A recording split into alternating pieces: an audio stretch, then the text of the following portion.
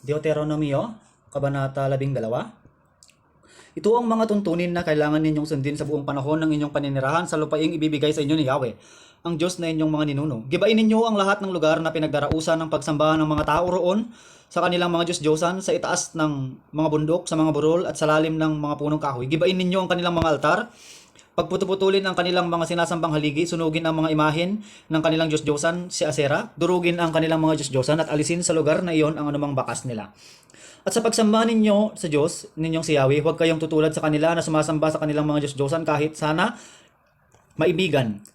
Sa halip, harapin ninyo ang lugar na pipiliin ni Yahweh sa lupain ng isa sa inyong mga lipi. Doon lamang niya ipahahayag ang kanyang pangalan at doon ang ituturing niyang tahanan. Doon ninyo siya sasambahin at doon iaalay ang inyong mga handog na susunugin at iba pang handog tulad ng ikasampung bahagi. Handog mula sa inyong ani, pangakong handog, kusang handog, ang mga unang bunga ng pananim at ang panganay na anak na inyong mga alagang hayop. Doon din kayo magsalo-salo sa harapan ni Yahweh na inyong Diyos bilang pasasalamat sa mga pagpapala niya sa inyo.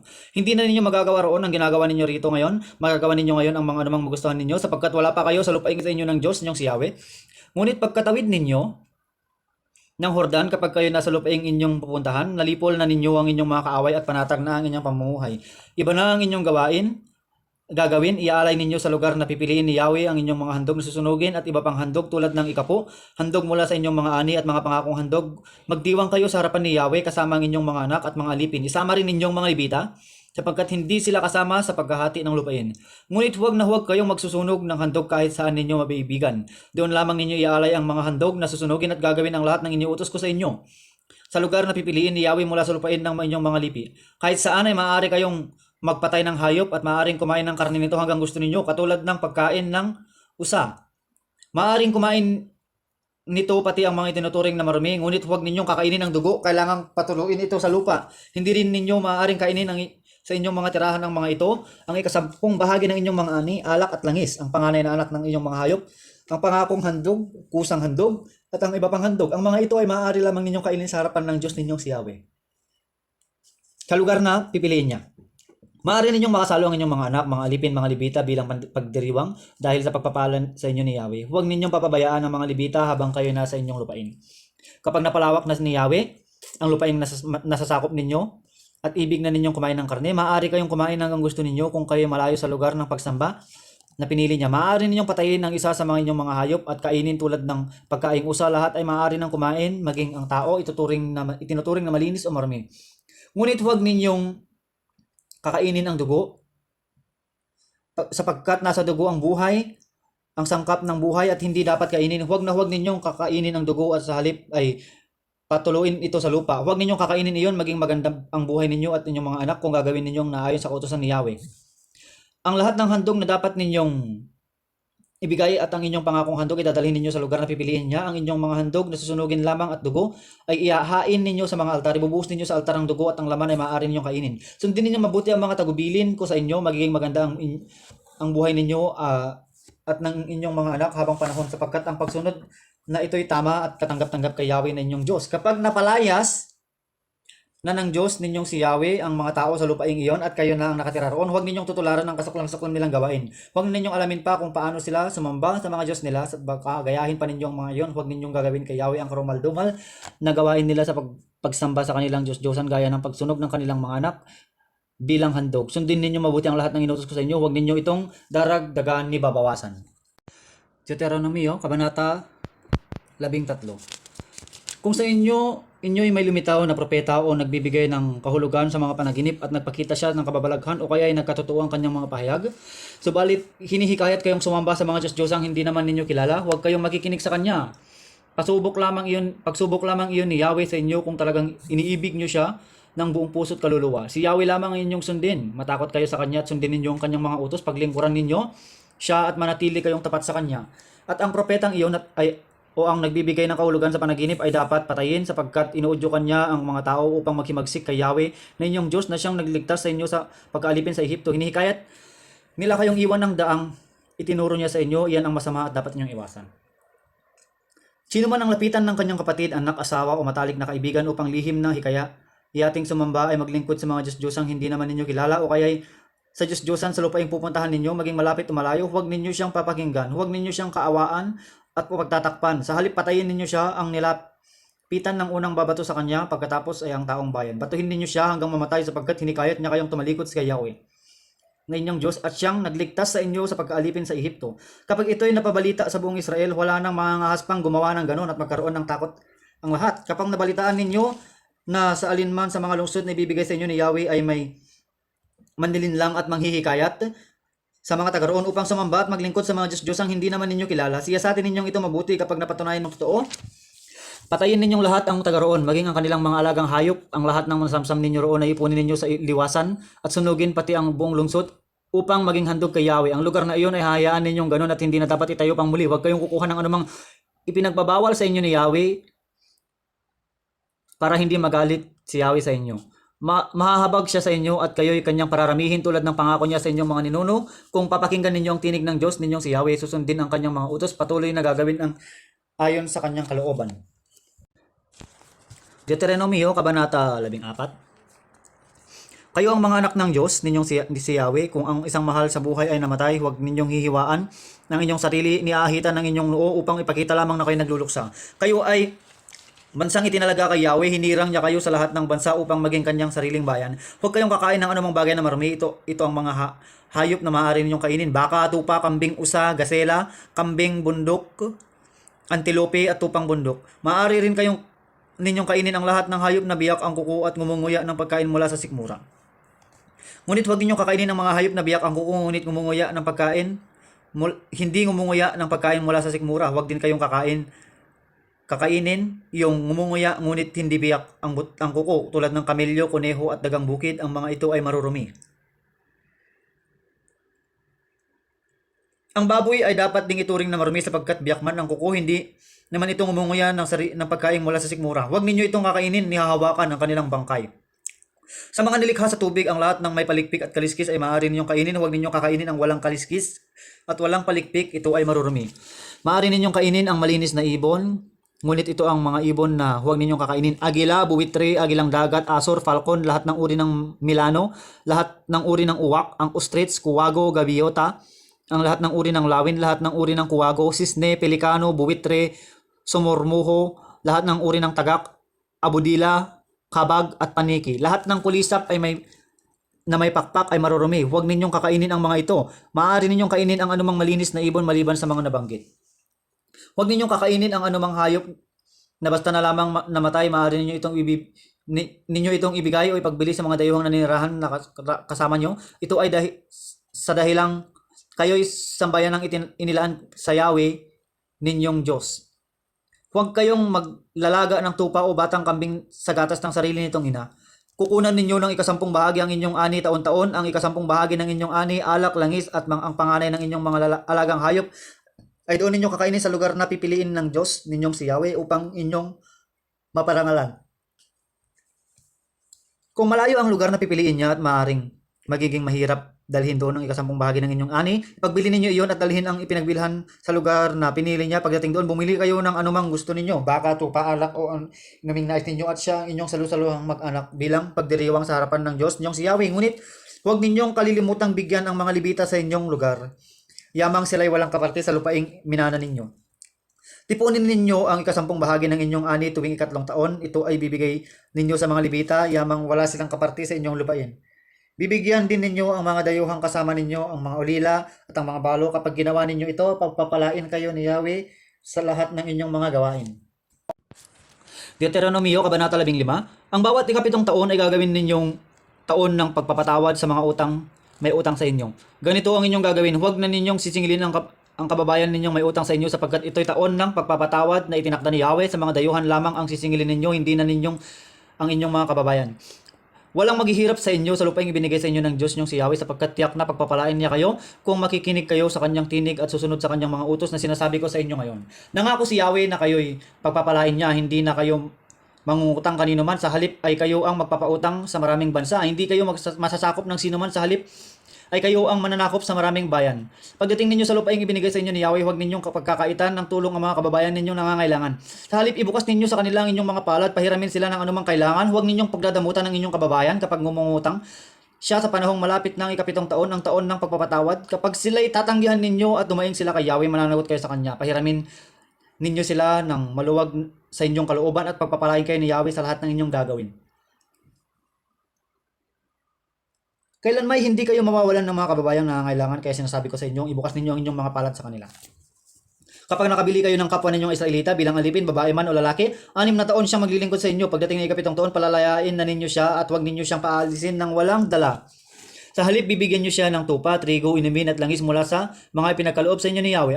Alalahanin ninyong maging alipin din kayo sa Ehipto at mula ro'y pinalaya kayo ng Diyos ninyong si Yahweh. Kaya inuutos ko ito ngayon sa inyo. Ngunit kung gusto niyang manatili dahil sa pagmamahal niya sa inyo at sa inyong sambahayan, dalhin niyo siya sa mga ipintuan at butasan ng kanyang tainga.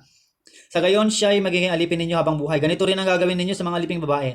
Hindi kayo dapat maghinayang sa ibibigay ninyo sa kanya kung alis siya, sapagkat ang ibibigay ninyo ay katumbas lamang ng upa sa isang manggagawang nagtrabaho ng 3 taon. Gawin ninyo ito at pagpapalain ng Diyos ninyong si Yahweh ang lahat ng inyong gagawin. Lahat ng panganay na lalaki ng inyong mga alagang hayop ay ibubukod ninyo para kay Yahweh. Huwag ninyo itong patatrabahuin ni gugupitan. Ito ay kakainin ninyo sa harapan ni Yahweh sa lugar na pipiliin niya.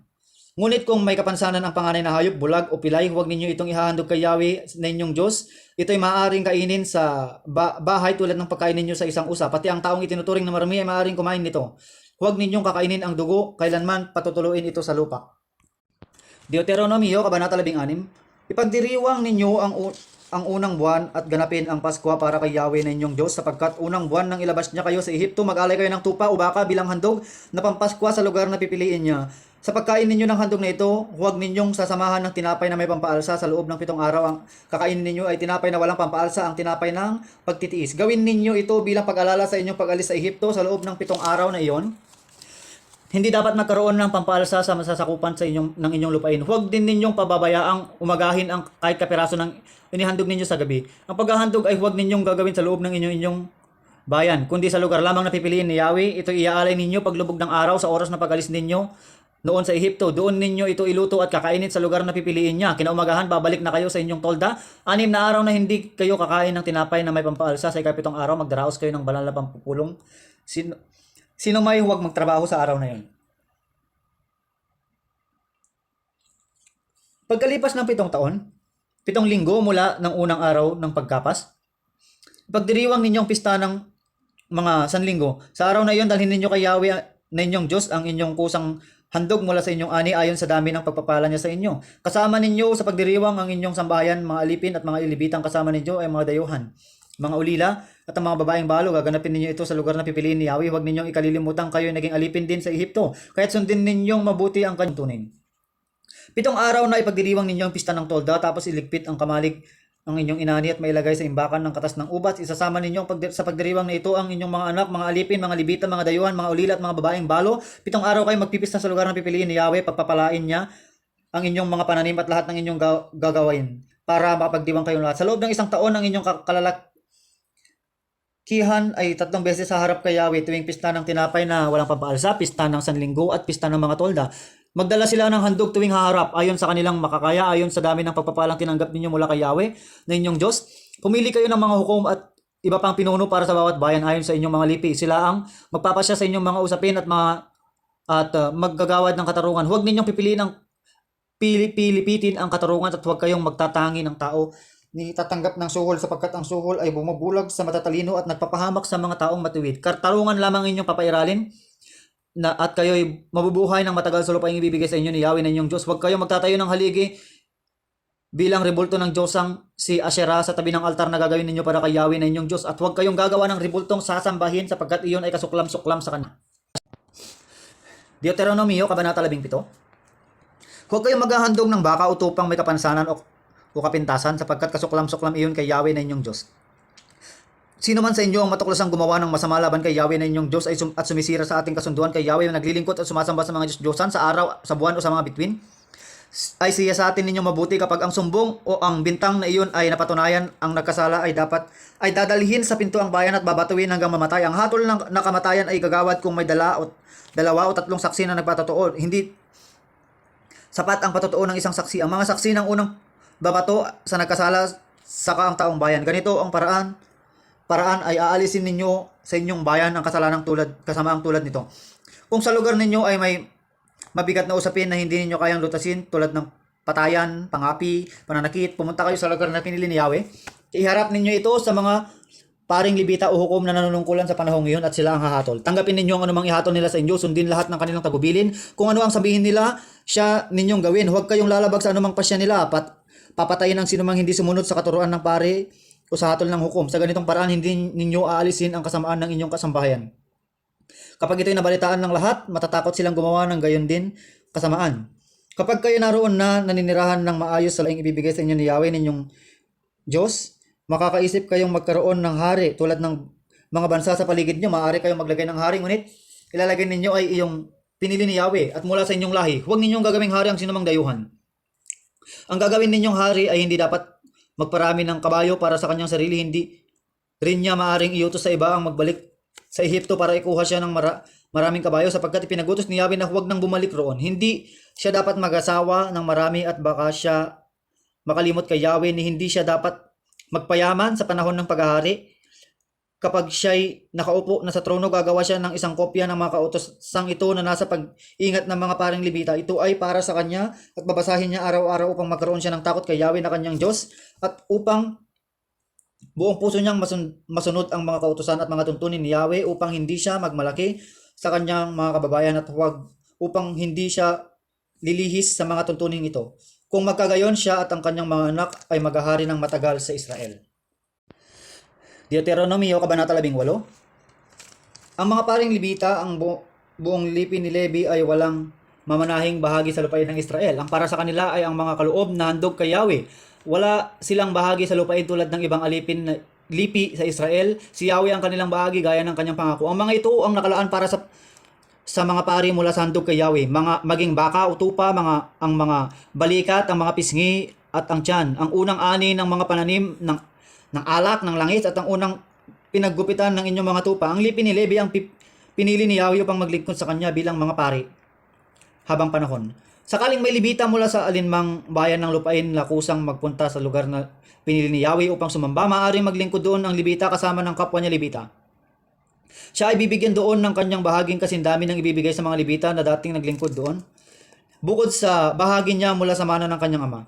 Kapag kayo ay naroon sa lupaing ibibigay sa inyo ni Yahweh, huwag kayong gagawa ng kasuklam-suklam na gawain sa mga tao roon. Sino man sa inyo ay huwag magsusunog ng kanyang anak bilang handog. Huwag kayong manghuhula, huwag gagawin ang ginagawa ng mga mangkukulam, ng mga mananawas, ng mga sumasangguni sa mga espiritu na namatay. Sino mang gumawa ng alinman sa mga ito ay kasuklam-suklam kay Yahweh na inyong Diyos. Pakatandaan ninyo yan ang dahilan kaya niya itinaboy ang mga nakatira sa lupaing pupuntahan nyo. Lubos kayong maging tapat sa Diyos ninyong si Yahweh. Ang mga bansang iyon sa sakupin ay sumusunod sa mga manghuhula at mga naniniwala sa mga alamat. Subalit ang mga ito ay pinagbabawal sa inyo ng Diyos ninyong si Yahweh. Mula sa inyo, si Yahweh na inyong Diyos ay pipili para sa inyo ng isang propetang katulad ko.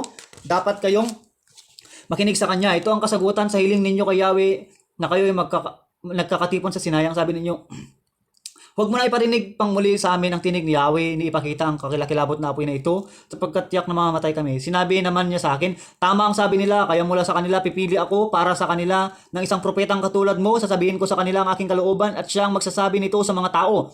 Sino mang hindi makinig sa kanya na nagsasalita para sa akin ay mananagot sa akin. Ngunit ang sino mang propetang magsalita para sa ibang Diyos o kaya magkunwaring nagsasalita para sa akin, subalit hindi ko naman inatasan, ang propetang tulad niyon ay dapat patayin. Huwag matiyak ninyo kung ang sinabi ng propeta ay galing kay Yahweh o hindi. Ito ang palatandaan. Kapag hindi nangyari at nagkatotoo ang sinabi niya, iyon ay hindi mula kay Yahweh. Ang mensahe niya ay gawa-gawa lamang niya. Huwag ninyo siyang katatakutan.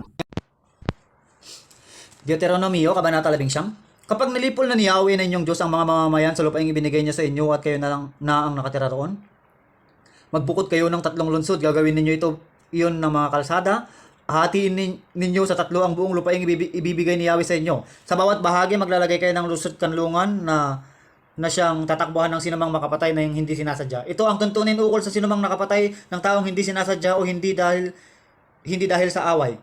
Halimbawa, sinumang nagpuputol ng kahoy sa gubat, tumilapon ng talim ng kanyang palakol at natamaan ng kasama niya, kung namatay ang tinamaan at ang nakapatay ay maaring magtago manirahan sa isa sa mga lungsod na ito, kung hindi siya makakapagtago agad dahil malayo ang lungsod kanlungan, baka siya ay patayin ng kamag-anak ng namatay bilang paghihiganti dahil sa bukso ng damdamin. Hindi dapat patayin ng sino mang nakapatay ang ganitong paraan sapagkat hindi naman dahil sa alitan at hindi sinasadyang pagpatay. Iyan ang dahilan kaya ko pinagbubukod ng tatlong lungsod.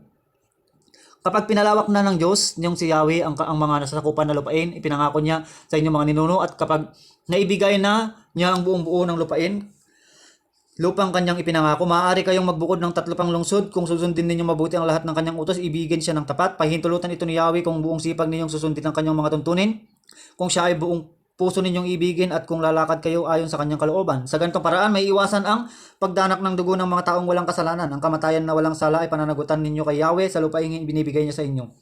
Kung ang pagpatay ay binalak o dahil sa alitan at ang nakapatay ay tumakbo sa isa sa mga lungsod na ito, ipadarakip siya ng pinuno at ng kanyang bayan at ibibigay siya sa pinakamalapit na kamag-anak ng napatay upang patayin din.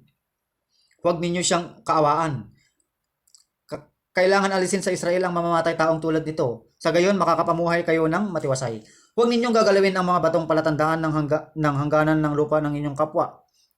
Ilagay ng inyong mga ninuno ang mga palatandaang iyon sa lupaing ibinigay sa inyo ng Diyos niyong si Yahweh. Hindi sapat ang patutuo ng isang saksi upang mahatulang nagkasalang isang tao. Kailangan ng patutuo ng 2 o 3 saksi kapag ang isang taong may masamang hangarin ay nagbintang ng hindi totoo sa kanyang kapwa. Silang dalawa pupunta sa lugar na pinili ni Yahweh at haharap sa mga parit, sa mga hukom at manunungkulan. Sisiyasatin silang mabuti ng mga hukom at kapag napatunayan kasinungalingan ng bintang, ang parusang hinahangad niya sa kanyang pinagbintangan ay sa kanya igagawin. Alisin ninyo ang ganyang kasamaan sa inyong kasambahayanan. Kapag ito'y nabalitaan ng lahat, matatakot silang gumawa ng ganong kasamaan. Huwag kayong mag-alala sa ganitong uri ng tao. Kung ano ang inutang, ayun din ang kabayaran. Buhay sa buhay, mata sa mata, ngipin sa ngipin, kamay sa kamay, paa sa paa. Deuteronomio, Kabanata 20. Kung kayo makikipagdigma, huwag kayong takot kahit na mas malaki ang hukbong kalaban ninyo at mas marami ang kanilang kabayo at karwahe sapagkat kasama niyo si Yahweh, ang Diyos na naglabas sa inyo sa Ehipto. Bago kayo makipaglaban, tatayo ang isang pari sa unahan ng hukbo at sasabihin niyang ganito: Pakinggan mo, Israel, sa araw na ito makikipagdigma ka, lakasan mo ang iyong loob at huwag kang matatakot sapagkat kasama mo ang Diyos mong si Yahweh. Siya ang makikipaglaban para sa iyo at pagtatanggumpayin ka niya. Ganito naman ang sasabihin ng mga pinunong kawal: sino man ang may bagong bahay subalit hindi pa ito na itatalaga ay maaari nang umuwi. Baka siya'y mamatay sa labanan at iba pa ang tumira sa bahay niya. Sino man ang may bagong ubasan subalit hindi pa nakakatingin ng bunga niyon ay maaari nang umuwi. Baka siya'y mamatay sa labanan at iba pa ang makinabang sa kanyang ubasan. Sino man sa inyong nakatakdang ikasal subalit hindi pa nagsama ay maaari nang umuwi. Baka siya'y mamatay sa labanan at iba ang magpakasal sa kanyang minamahal. Sino man sa inyong natatakot o naduduwag, maaari nang umuwi. Baka maduwag din kagaya niya ng iba. Matapos itong sabihin ng mga pinunong kawal, maglalagay sila ng mga nangunguna sa bawat pangkat. Bago ninyo salakayin ang isang lungsod, alamin muna ninyo kung gusto nilang sumuko. Kapag binuksan nila ang mga pintuan ng kanilang lungsod at sumuko sa inyo, magiging alipin ninyo sila at magtrabaho para sa inyo. Kung ayaw nilang sumuko, sa halip ay gustong lumaban, kubkubin ninyo sila. Kapag sila'y nalupig na ninyo sa tulong ng Diyos niyong si Yahweh, patayin ninyo ang lahat ng kalalakihan roon. Bihagin ninyo ang mga babae at ang mga bata at samsamin ang mga hayop at lahat ng maaari ninyong makuha. Para sa inyo ang mga iyon at maaari ninyong kunin sapagkat ipinagkaloob sa inyo ni Yahweh.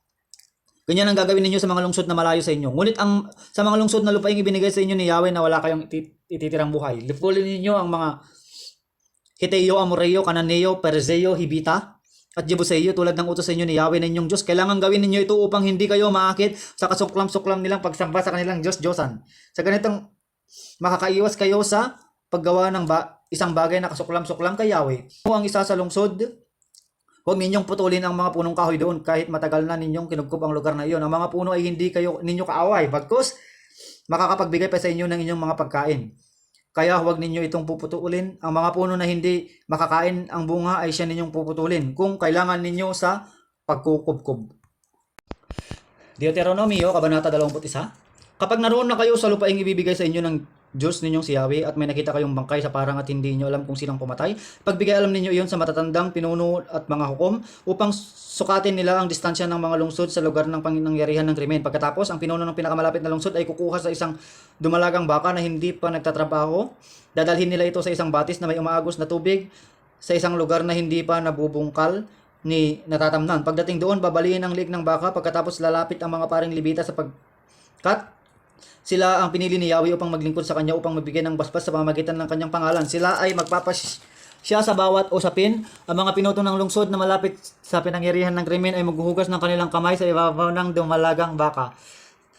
Sasabihin nila, hindi kami ang pumatay, hindi rin kami namin alam kung sino ang gumawa nito. Patawarin mo po.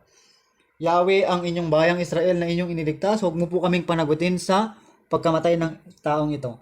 Hindi kayo mananagot sa mga ganitong pangyayari kung gagawin ninyo ng naayon sa gustuhan ni Yahweh. Kung pagtagumpayan kayo ng Diyos niyong si Yahweh sa pagkikipagdigma sa inyong mga kaaway at sila'y mabihag ninyo at kung sakali may makita kayong magandang babae mula sa mga bihag at naitin niyo itong maging asawa, dalhin ninyo siya sa inyong bahay, ipaahit ninyo ang kanyang buhok, ipaputol ang mga kuko at pagbihisin, mananatili siya sa inyong bahay sa loob ng isang buwan upang ipagluksa ang kanyang mga magulang. Pagkatapos, maaari na siyang pakasalan at sipingan. Subalit kung ang lalaki hindi na nasisihan sa kanya, dapat na niya itong patayin. Hindi siya maaaring ipagbili at gawing alipin sapagkat nadungisan na ang kanyang puri.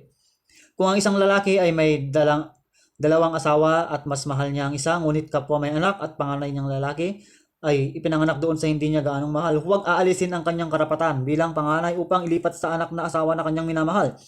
Ang kikilalaning panganay ay ang nauna niyang anak at dito ibibigay ang dalawang bahagi ng kanyang ari-arian kahit siya'y anak ng di gaanong mahal. Kung matigas ang ulo at suwail ang isang anak at ayaw makinig sa kanyang mga magulang sa kabila ng kanilang pagdisiplina, siya ay dadalhin sa kanyang mga magulang sa pintuang bayan at iharap sa puno ng bayan ang sasabihin nila, matigas ang ulo at suwail ang anak naming ito at ayaw makinig sa amin. Siya ay lasinggo at nilulustay ang aming kayamanan. Pagkatapos babatuhin siya ng taong bayan hanggang mamatay. Ganyan ang inyong gagawin sa masasamang tulad niya. Mapapabalita ito sa buong Israel at matatakot silang tumulad dito. Kapag ibinitin ninyo sa punong kahoy ang bangkay ng isang taong pinatay bilang parusa sa nagawang kasalanan, hindi dapat abutan ng gabi ang bangkay na iyon. Sa gayoon palagayan, kailangan siyang ilibing sa araw ding iyon sapagkat ang ibinitin sa punong kahoy ay sinumpa ng Diyos. Kapag hindi ninyo inilibing agad, madadamay sa sumpa ang lupaing ibinigay sa inyo ng Diyos ninyong si Yahweh. Deuteronomio Kabanata 22. Kapag nakita ninyong nakawala ang baka o ang tupa ng inyong kapwa Israelita, huwag ninyo itong pababayaan, huliin ninyo at dalhin sa may-ari. Kung malayo ang tirahan ng may-ari o kung hindi ninyo alam kung kanino, iuwi muna ninyo ito at hintayin hanapin na may-ari saka ninyo ibigay.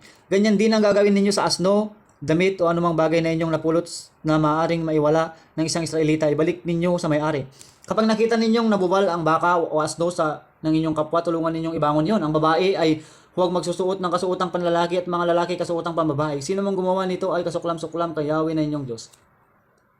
Kung may nakita kayong pugad ng ibon sa lupa o sa punong kahoy na may inakay o kaya nililimlim ang itlog, huwag ninyong huhulihin ang inahin. Maaari ninyong kunin ang inakay o ang itlog, ngunit pakawalan ninyo ang inahin upang mabuhay kayo ng mahaba at masagana. Huwag ninyong lalagyan ninyo ng harang ang buong bubong ng bahay na gagawin ninyo upang hindi kayo managot sakaling may mahulog mula roon. Huwag ninyong tatamnan ng magkaibang binhi ang inyong ubasan sapagkat ginawa ninyo iyon ang bunga ng ibang binhi at ng inyong ubas ay dapat dalihing lahat sa santuaryo. Huwag ninyong sasambahin sa iisang araro ang baka at ang asno. Huwag kayong magsusuot ng damit na iari sa pinagsanib na lana at lino. Lagyan ninyo ng palawit ang 4 na sulok ng inyong balabal. Kung pinakasalan ng isang lalaki ang isang babae at pagkatapos magtalik ay inayawan niyang babae at pinagbintangang hindi ina ito birhen ng pakasalan niya, dudulog sa matatandang pinuno ng bayan ang mga magulang ng babae, dala ng katibayan ng pagkabirhen ng kanilang anak ng ito'y mag-asawa. Ganito ang sasabihin ng ama, ipinakasal ko sa lalaking ito ang anak kong babae, ngunit ngayong araw na ito ng lalaking ito ang anak ko, ayaw na niya. Sinira niya ang puri ng aking anak at ipinamalita niyang hindi na ito birhen ng pakasalan niya. Subalit narito po ang katunayan na kanyang pagkabirhen. Ilalagay niya sa harapan ng matatandang pinuno ang damit na may bahid ng dugo ng babae.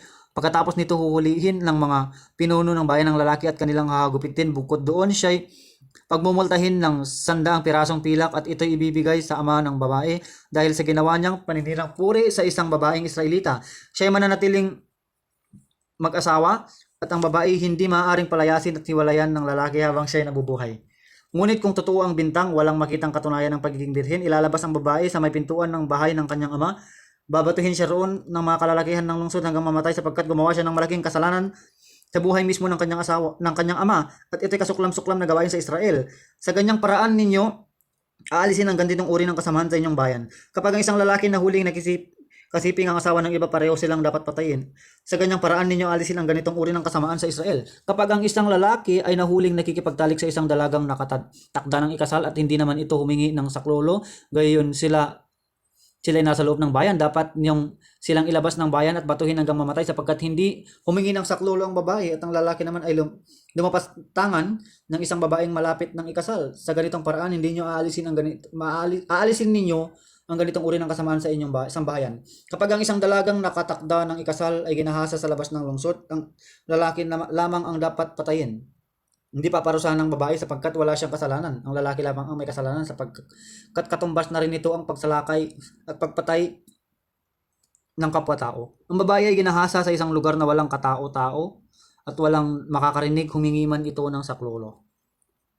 Kapag ang isang dalaga hindi pa nakakatakdang ikasal ay ginahasa ng isang lalaki at nahuli ang lalaking iyon, bibigyan niya ng 50 pirasong pilak ang ama ng babae at pakakasalan niyang babae. Dahil sinira niya ang puri nito, hindi maaring palayasin at hiwalayan ng lalaki ang babae. Hindi dapat pakasalan ng ang anak ng ibang asawa ng kanyang ama. Hindi niya dapat ilagay sa kahihiyan ang kanyang sariling ama. Deuteronomio Kabanata 23. Ang isang lalaking kinapon o naputulan ng ari ay hindi maaring ibilang sa sambahayan ni Yahweh. Sino mang anak sa labas ay hindi maaring ibilang sa sambahayan ni Yahweh hanggang sa ikasampung salin ng kanyang lahi. Ang isang Amonita o Moabita ay hindi maaring ibilang sa sambahayan ni Yahweh hanggang sa ikasampung salin ng kanyang lahi. Sapagkat hindi nila kayo binigyan ng pagkain at inumin nang kayo'y naglalakbay mula sa Ehipto. Bukod dito, inupahan pa nila si Balaam na anak ni Beor na taga Petor sa Mesopotamia para sumpain kayo. Gayunman, hindi siya dininig ng Diyos ninyong si Yahweh, sa halip pinagpala niya kayo sapagkat mahal kayo ni Yahweh. Kailanman huwag ninyo silang tutulungan upang sila ay maging mapayapa o masagana. Huwag ninyong susuklaman ng Edomita sapagkat sila ang kapatid ninyo, gayon din ang mga Egyptyo, sapagkat kayo nanirahan sa kanilang lupain. Maaari ibilang sa sambahayan ni Yahweh ang ikatlong salin ng kanilang lahi. Sa panahon ng digmaan, umiwas kayo sa anumang maaring magparami sa inyo sa loob ng inyong kampo. Kapag nilabasan ng sariling binhi ang isang lalaki habang natutulog, lalabas siya ng kampo at hindi muna babalik. Maliligo siya sa dapit hapon, paglubog ng araw, saka lamang siya babalik sa kampo. Maglalaan kayo ng isang lugar sa labas ng kampo na gagawin ninyong palikuran. Magdala rin kayo ng kahoy bukod pa sa inyong mga sandata. Gagamitin ninyo itong panghukay, pangtabon kapag kayo dudumi. Maglilibot ang Diyos ninyong si Yahweh sa inyong kampo upang iligtas kayo sa mga kaaway at sila ipalupig sa inyo. Kaya't kailangang manatiling malinis sa paningin ng Diyos ang inyong kampo. Baka pabayaan niya kayo kapag nakita niya marumi ang kampo. Ang isang aliping tumakas at lumipat sa inyo ay huwag ninyong ibabalik sa dati niyang amo. Mananatili siya sa inyo at hayaan siyang tumira kung saan niya gusto sa loob ng inyong bayan. Huwag ninyo siyang aapihin. Sino mang Israelita, babae man o lalaki, ay hindi maaaring magbenta ng panandaliang aliw bilang pagsamba. Ang salaping kinita sa ganitong mahalay na paraan ay hindi maaaring ipagkaloob sa bahay ng Diyos ninyong si Yahweh bilang pagtupad sa isang panata. Kasuklam-suklam kay Yahweh ang pagbibenta ng panandaliang aliw bilang pagsamba. Huwag kayong mapapautang ng may tubo sa inyong kapwa, Israelita man, maging pera, pagkain, o anumang maaring patubuan. Maari ninyong patubuan ang mga dayuhan, ngunit hindi ang inyong kapwa Israelita upang pagpalain kayo ni Yahweh sa inyong mga gawain pagdating ninyo sa lupaing ibinigay sa inyo ni Yahweh. Huwag ninyong kakaligtaang tuparin ang mga panata ninyo kay Yahweh, tsak nasisingilin niya kayo kapag hindi ninyo tinupad yon. Hindi kasalanan kung hindi kayo gagawa ng panata, ngunit kailangan tuparin ang anumang kusang loob na pangako nyo kay Yahweh. Kapag kayo'y pumasok sa ubasan ng inyong kapwa, maaari kayong kumain ng bunga niyon hanggang gusto nyo, huwag lamang kayong mag-uuwi. Kung madaan naman kayo sa triguhan ng inyong kapwa, maaari kayong pumitas ng uhay sa pamamagitan ng kamay, ngunit huwag kayong gagamit ng katir. Deuteronomio Kabanata 24. Kung mag-asawa ang isang lalaki ngunit dumating ang panahon na ayaw na niya sa babae dahil may natuklasan siya ritong hindi kaaya-aya at gumawa ng mga kasulatan na pinaghihiwalay at ibinigay ito sa babae at pinalayas ito sa kanyang pamamahay.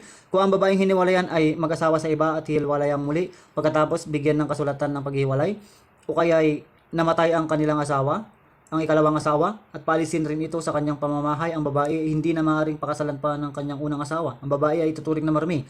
Maging kasuklang-suklang kay Yahweh kung papakisamahan pa nitong babae. Hindi ninyo dapat dungisan ng lupaing ibibigay niya sa inyo. Ang lalaking bagong kasal ay hindi maaaring maglingkod sa hukbo o anumang gawaing bayan sa loob ng 1 taon. Hayaan muna siyang lumigaya sa piling ng kanyang asawa. Huwag ninyong kukuning sangla ang gilingan na ginamit ng isang tao para sa kanyang pagkain sapagkat para na rin ninyong kinuha ang kanyang ikinabubuhay. Sino mang dumukot sa kapwa niya Israelita upang alipinin o ipagbili ay dapat patayin. Sa ganitong paraan sa ganitong paraan ninyo aalisin ang kasamaang tulad nito. Tungkol sa mga sakit sa balat na parang ketong, sundin niyo mabuti ang sasabihin sa inyo ng mga paring Levita, sapagkat iyon ang tagubilin ko sa kanila. Alalahanin ninyo ang ginawa ni Yahweh na inyong Diyos. Kay Miriam lang kayo'y maglalakbay mula sa Ehipto. Kung kayo'y magpapautang sa inyong kapatid, huwag kayong papasok sa bahay niya para kunin ang kanyang sangla. Maghintay kayo sa labas upang doon tanggapin ang sanla na kusang ibibigay ng nangutang. Kung balabal ang sanla ng isang mahirap sa nanangutang sa inyo, huwag ninyong paglilipasin ang gabi na nasa inyong sanla. Dapat may balik iyon sa kanya paglubog ng araw sapagkat yan lamang ang gagamitin niya sa pagtulog. Sa gayon, tatatanaw siya ng utang na loob sa inyo at kalulugdan kayo ni Yahweh, ninyong Diyos. Huwag ninyong ipagkakait ang kaukulang bayad sa inyong mahirap at nangangailangang manggagawa, maging siya ay may kapwa Israelita o dayuhan na nakikipamayan sa inyo. Bago lumubog ang araw, dapat ninyo sa kanya ibigay ang sweldo niya para sa maghapon sapagkat iyon lamang ang inasahan niya sa buhay. Kapag hindi niyo ibinigay agad at dumaing siya kay Yahweh, inyong pananagutan iyon. Hindi dapat parusahan ng kamatayan ang magulang dahil sa krimeng ginagawa ng anak ang anak dahil sa krimen nagawa ng magulang. Ang mismong may sala lamang ang siyang dapat patayin. Huwag ninyong pagkakaitan ng katarungan ang mga dayuhan o mga ulila. Huwag din ninyong kukuning sangla ang balabal ng babaeng balo. Iniutos ko ito sa inyo sapagkat dapat ninyong alalahaning maging alipin kayo sa Ehipto at niligtas kayo roon ng Diyos niyong si Yahweh. Kung sa pagliligpit ng ani ay may naiwan kayong mga uhay, huwag na ninyong babalikan yun. Hayaan na ninyong mapulot yun ng dayuhan, ulila at mga biyuta. Kagayon, pagpapalain kayo ni Yahweh at sa lahat ninyong gawain. Kapag napitasan na ninyong minsan ang inyong mga olibo, huwag na ninyong babalikan ang natira. Hayaan na ninyo sa mga dayuhan, mga ulila at mga biyuda. Kapag naani na ninyo ang inyong ubas, huwag ninyong babalikan ang natira. Hayaan ninyo iyon sa mga dayuhan, ulila at mga biyuda. Alalahanin ninyong kayo'y naging alipin din sa Ehipto dahil iyan ay ang dahilan kaya inuutos ko ito sa inyo. Deuteronomio, Kabanata 25. Kapag may usaping iniharap sa hukuman at napawalang sala ang walang kasalanan at nahatulan ang may sala, at kung ang angkop na parusa ay hagupit, padadapain ng hukom ang may sala at hagupitin iyon sa bigat ng kanyang kasalanan. 4 na po ang pinakamaraming hagupit na maaring ibigay sa may sala. Ang higit dito ay paghamak sa kanyang pagkatao. Huwag ninyong bubusalan ang bibig ng baka habang ito'y gumigiik. Kung ang dalawang magkapatid ay nanirahan sa parehong bahay at mamatay na walang anak ang isang lalaking may asawa, ang nabiyudan niya ay hindi maaring mag-asawa sa iba. Dapat siyang pakasalan ng kapatid ng namatay. At ito ang tutupad sa tungkulin ng kapatid na namatay. Ang kanilang unang anak na lalaki ay isusunod sa pangalan ng namatay upang hindi mawala sa Israel ang pangalan nito. Kung ayaw ng kapatid ng namatay na pakasalan ang balo, dudulog siya sa matatandang namumuno sa bayan. Sasabihin ng nabiyuda, ayaw ng lalaking ito na panatilihin ang pangalan ng kanyang kapatid. Ayaw niyang gampanan ang kanyang tungkulin para sa kanyang kapatid. Kung magkagayon, ang kapatid ng yumao ay ipapatawag ng matandang pinuno at pagsasabihan. Kapag ayaw pa rin niya, lalapitan siya ng biyuda, hahablutin ang sandalyas nito, saka duduraan sa mukha at sasabihin, ganyan ang bagay sa taong tumatangging panatilihin ang pangalan ng kanyang kapatid. At ang sambahayan ng lalaking ito ay makikilala ng buong Israel sa tawag na ang sambahayan ng lalaking hinubaran ng sandalyas. Kapag may dalawang lalaking nag-aaway at ang asawa ng isa ay lumapit upang tulungan ng kanyang asawa at dinaklot ang ari ng kalaban, puputulin ang kamay ng babaeng iyon, hindi siya dapat kaawaan. Huwag kayong gagamit ng dalawang uri ng pabigat sa timbangan, isang mabigat at isang magaan. Huwag din kayong gagamit ng dalawang uri ng takalan, isang malaki at isang maliit. Sa tamang pagbigat ang gagamitin ninyo sa timbangan at ang gagamiting takalan sa iyong husto sa sukat upang mabuhay kayo ng matagal sa lupaing ibibigay sa inyo ng Diyos niyong si Yahweh. Lahat ng mandaraya ay kasuklam-suklam kay Yahweh na inyong Diyos. Huwag ninyong kakalimutan ang ginawa ng mga Amalekita sa inyo nang kayo'y maglaklakbay mula sa Ehipto. Wala silang takot sa Diyos, sinalakay nila kayo nang kayo'y lupaypay sa hirap at pinuksa ang mga kasamaan ninyo sa hulihan. Kapag nilupig na ninyo ang lahat ng inyong mga kaaway at panatag na kayo sa lupaing ibibigay sa inyo ni Yahweh na inyong Diyos, ubusin ninyo ang lahi ng mga Amalekita roon. Huwag ninyo itong kalilimutan. Deuteronomio, Kabanata 26. Kapag nasakop na ninyo ang lupaing ibibigay sa inyo ni Yahweh at matiwasay na inyong naninirahan doon, kumuha kayo ng unang bunga ng inyong pananim, ilagay ninyo iyon sa isang basket at dalhin sa lugar na pipiliin ng Diyos ninyong si Yahweh na kung saan ay sasambihin ang kanyang pangalan. Haharap kayo sa paring nakatalaga roon at inyong sasabihin, kinikilala ko ngayon sa harap ni Yahweh na ako'y nakarating na sa lupaing ipinangako niya sa aming mga ninuno. At kukunin naman ng pari ang basket na at ilalagay sa harap ng altar. Pagkatapos ay bibigkasin ninyo ang salitang ito sa harapan ni Yahweh. Isang pagalagalang amarillo ang aking ninuno. Idinala niya ang kanyang pamilya sa Ehipto upang manirahan doon. Kakaunti lamang sila nang nagpunta roon. Ngunit sila'y dumami ng dumami at naging isang malaki at makapangyarihang bansa. Pinagmalupitan kami at inalipin ng mga Ehipsyo, kaya't humingi kami ng tulong kay Yahweh ang Diyos ng aming mga ninuno. Gininig niya kami at nakita niya ang aming pagdurusa. Kahirapan at kaapihan di naranas. Inilabas kami ni Yahweh mula sa Ehipto sa pamagitan ng kanyang kapangyarihan ng mga kakilakilabot na gawa at mga kababalaghan at dinala sa lupaing ito na mayaman at sagana sa lahat ng bagay. Kaya narito ngayon Yahweh ang unang bunga ng aming mga pananim sa lupaing ibinigay mo sa amin. Pagkasabi noon, ilapag ninyo ang inyong dala sa harap ng altar, saka kayo luluhod at upang sambahin si Yahweh dahil sa kabutihan niya sa inyo. Kayong lahat ay magdiriwang, kasama ang buong sambahayan, ang mga Libita at ang mga makikipamayan sa inyo. Sa 3 taon, ibubukod ninyo ang 10 bahagi ng inyong ani upang ibigay sa mga Libita at sa mga dayuhan sa mga ulila at sa mga balo upang sila ay may makain. Kapag nagawa na ito, sasabihin ninyo kay Yahweh na inyong Diyos na ibukod ko na po ang bahaging nakalaan sa inyo at naibigay ko na sa mga Libita, sa mga dayuhan, sa mga ulila at balo ayon sa utos ninyo sa akin. Hindi ko nilabag o kinaligtaan isa man sa inyong utos. Hindi ko binawasan ang 10 bahagi kahit sa panahon ng kahirapan. Hindi ko ito inilabas sa aking bahay nang ako'y marumi. Hindi ko iniyatang sa mga patay ang bahagi nito. Dininig ko ang inyong tinig, Yahweh aking Diyos. Sinunod kong lahat ang inutos nyo sa amin. Kaya nga tingnan ninyo kami mula sa inyong banal na tahanan sa langit at pagpalain ninyo ang bayang Israel, pati na ang lupaing ibinigay ninyo sa amin ayon sa pangako ninyo sa aming mga ninuno, ang lupaing mayaman at sagana sa lahat ng bagay. Ngayon ay ibinigay nga sa inyo ng Diyos ninyong si Yahweh ang mga tuntuning ito. Sundin ninyo ito ng buong puso't kaluluwa. Ipahayag ninyo ngayon na si Yahweh ang inyong Diyos. Lalakad kayo ayon sa kanyang daan. Susundin ang kanyang mga tuntunin at papakinggan ang kanyang tinig. Ipahahayag naman niya sa inyo na kayo ay kanyang bayang hinirang tulad ng kanyang pangako at dapat ninyong sundin ang kanyang mga tuntunin. Pagpapalain kayo higit sa lahat ng bansang kanyang itinatag. Kayo ang bansang nakalaan sa kanya at tulad ng kanyang pangako kayo ay tatanggap ng papuri, katanyagan at karangalan.